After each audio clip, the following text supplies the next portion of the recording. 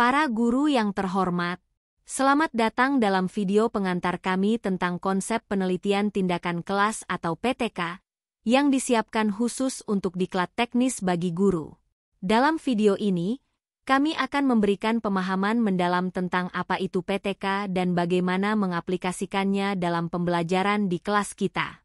Mari kita pahami terlebih dahulu langkah umum penelitian yang terdiri dari 5 langkah utama yaitu: langkah pertama dalam penelitian adalah menentukan topik penelitian melalui kajian terhadap permasalahan. Identifikasi masalah atau pertanyaan yang ingin Anda jawab melalui penelitian Anda. Selanjutnya, langkah kedua adalah merancang kerangka teoritis. Ini akan membantu Anda dalam menghubungkan hasil penelitian dengan teori yang ada termasuk merumuskan hipotesis. Langkah ketiga adalah mengumpulkan data. Pastikan untuk mengumpulkan data dengan hati-hati dan akurat agar dapat menguji hipotesis penelitian Anda. Setelah mengumpulkan data, langkah berikutnya adalah menganalisis data untuk menguji hipotesis yang diajukan. Gunakan alat analisis yang sesuai seperti statistik, tabel, atau grafik untuk melihat hasil secara lebih jelas. Setelah menganalisis data, langkah selanjutnya adalah membuat kesimpulan berdasarkan hasil penelitian Anda. Jelaskan secara jelas dan logis apa yang Anda temukan dan apakah itu mendukung atau mengonfirmasi teori yang ada.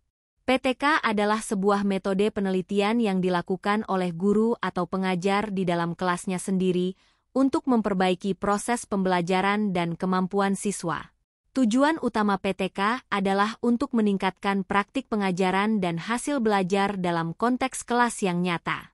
Proses umum dari penelitian tindakan kelas adalah pelaksanaan siklus yang terdiri dari perencanaan, pelaksanaan, observasi, dan refleksi pada setiap siklusnya. Dalam prosesnya, guru dapat menciptakan atau menerapkan strategi pembelajaran baru sebagai treatment untuk meningkatkan kualitas pembelajaran. Proses tersebut dilakukan dengan mengamati dampaknya, dan kemudian menyesuaikan pendekatan berdasarkan temuan yang diperoleh dari setiap siklus.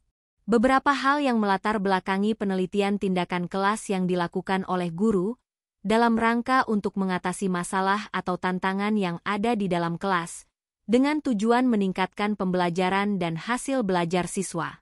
PTK digunakan oleh guru bersama-sama dengan pihak lain, seperti dengan guru dan pengawas atau widyaiswara untuk merancang, melaksanakan, dan mengevaluasi tindakan perbaikan di dalam kelas. Metode ini dapat membantu guru dalam mengidentifikasi masalah yang dihadapi oleh siswa, mencari solusi yang tepat, dan meningkatkan kualitas pembelajaran di dalam kelas. Dengan PTK, guru dapat memperoleh dan menawarkan cara baru untuk memperbaiki proses pembelajaran dan sekaligus sebagai proses untuk meningkatkan profesionalisme guru. PTK juga tidak membuat guru meninggalkan tugas pokoknya dalam mengajar, karena PTK dilaksanakan oleh guru secara partisipatif pada saat pembelajaran berlangsung. Hal ini karena guru dalam proses penelitiannya mengkaji sendiri kegiatan praktik mengajar di kelasnya agar dapat disempurnakan. PTK diharapkan dapat menjadi jembatan antara kesenjangan teori yang ada dengan realitas praktik di dalam kelas. Dari uraian sebelumnya kita mengetahui tujuan PTK. Salah satu tujuan utama dari penelitian tindakan kelas, PTK, adalah untuk meningkatkan mutu pembelajaran di dalam kelas. Dengan melakukan PTK, guru dapat mengatasi berbagai masalah pembelajaran yang dihadapi oleh siswa, seperti ketidakmengertian konsep, kesulitan dalam memahami materi, atau kebosanan dalam proses pembelajaran. Selain itu, PTK juga bertujuan untuk meningkatkan profesionalisme guru. Dengan melakukan PTK secara sistematis, guru dapat meningkatkan kompetensi dan keahlian mereka dalam memberikan pembelajaran yang berkualitas kepada siswa. Selain itu, PTK juga memiliki tujuan untuk menumbuhkan budaya akademik di dalam kelas.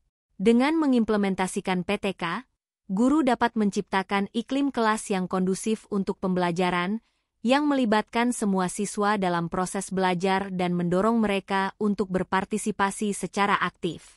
Terakhir, Tujuan dari PTK adalah untuk memperbaiki kualitas pembelajaran di dalam kelas.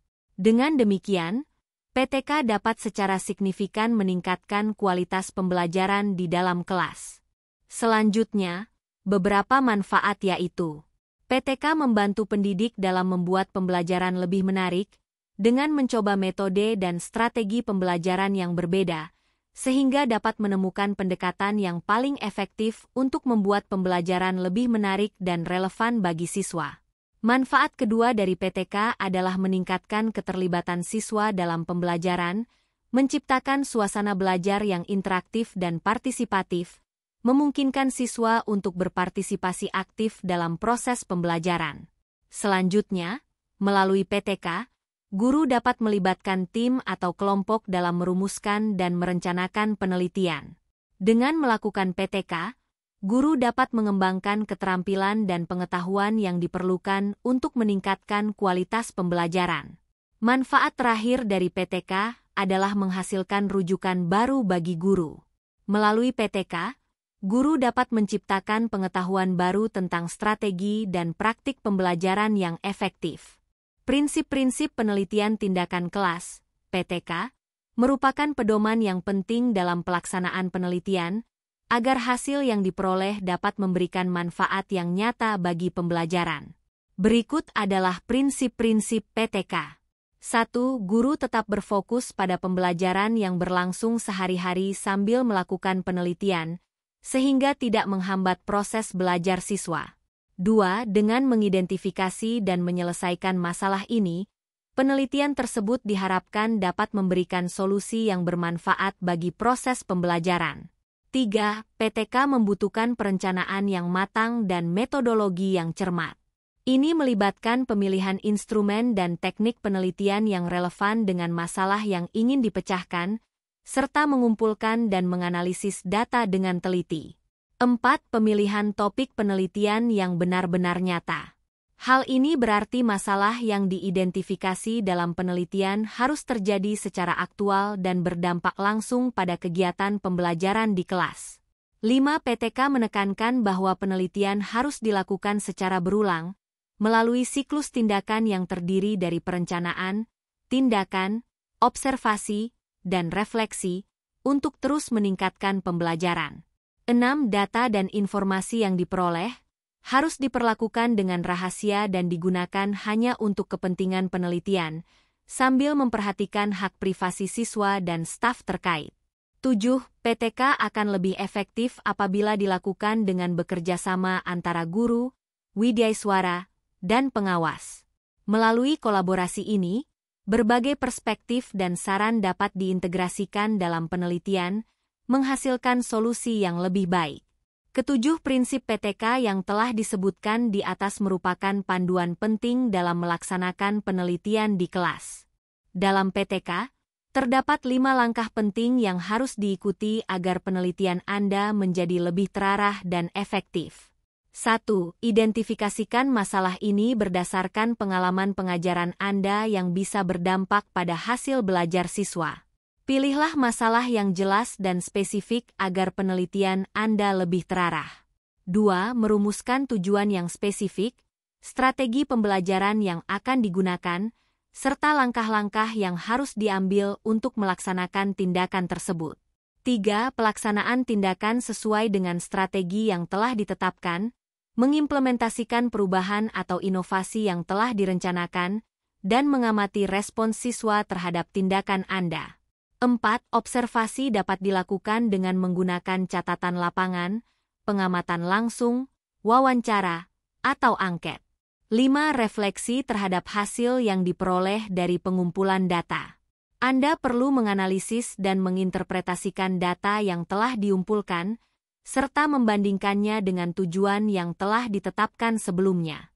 Dalam penelitian tindakan kelas, PTK, terdapat 3 karakteristik penting yang dapat meningkatkan proses pembelajaran. Mari kita jelajahi karakteristik inquiry, reflektif, dan kolaboratif dalam PTK. 1. Inquiry. PTK inquiry melibatkan proses eksplorasi dan penemuan melalui pertanyaan dan investigasi. 2. Reflektif. PTK reflektif melibatkan pengamatan, analisis, dan evaluasi terhadap praktik pengajaran yang telah dilakukan. 3. Kolaboratif.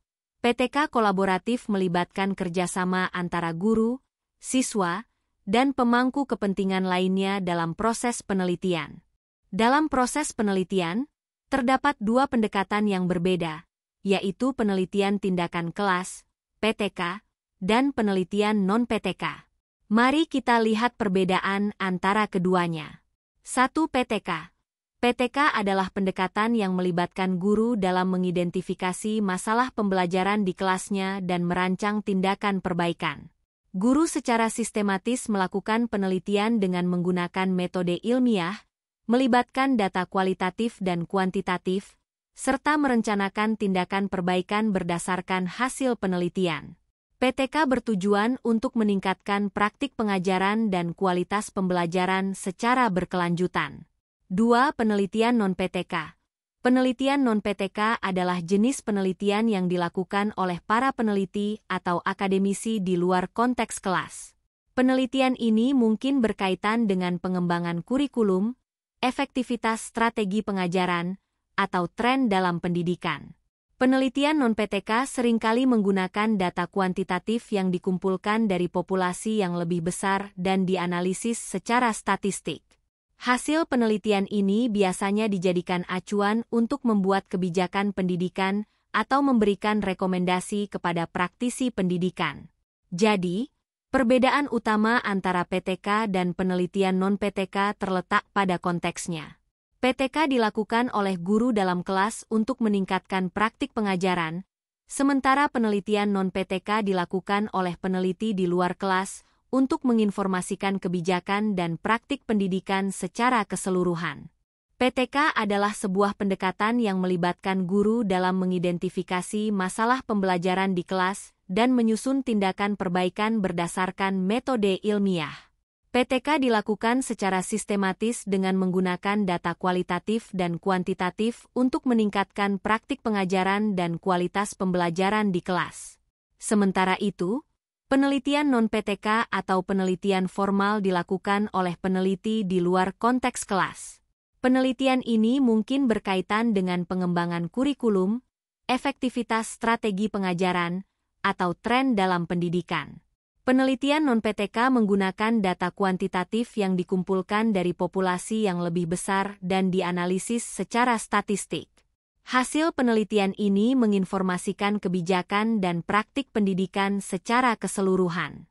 Terima kasih. Semoga dapat membantu Anda dalam memahami konsep PTK.